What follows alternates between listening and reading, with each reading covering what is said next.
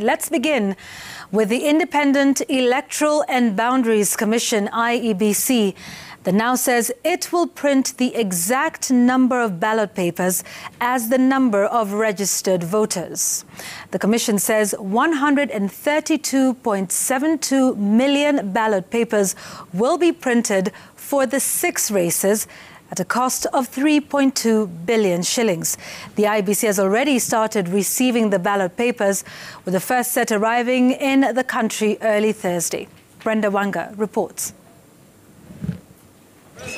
As the election date draws closer, the Commission has started getting its affairs in order, taking delivery of the first batch of the ballot papers that will be used in the polls as Kenyans choose their next set of leaders. We have received a total of 128 ballots today, of which for Senate is 111, for Governor 9, and for seats of women. The IEBC is set to print about 132 million ballot papers that will be used for the 6 elective positions, representing the 22 million registered voters in the voters' roll at a cost of 23 shillings per ballot and 3.2 billion shillings cumulatively.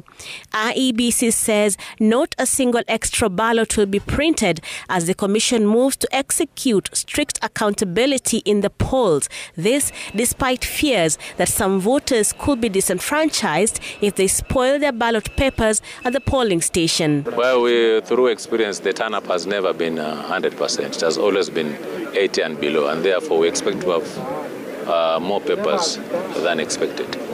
So that should not be an issue. But as the IEBC continues with its plans, according to the set timelines, questions abound as to how and why the Commission has started the printing process without the gazettement of the candidates as required by law.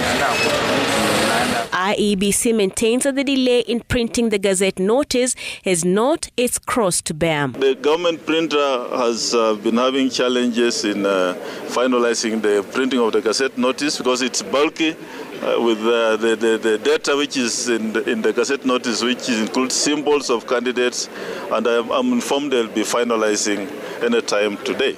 But as a commission, we submitted the list on 30th.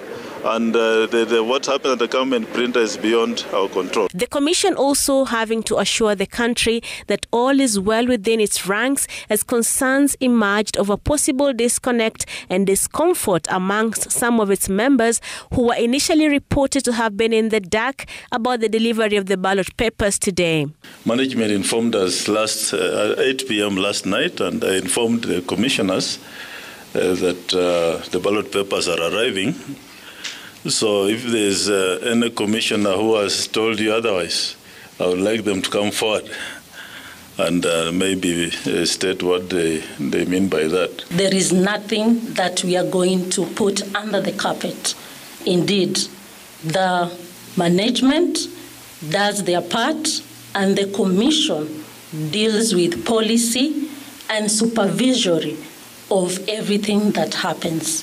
The Chebukati-led commission says the ballot papers will continue to stream in the course of the month.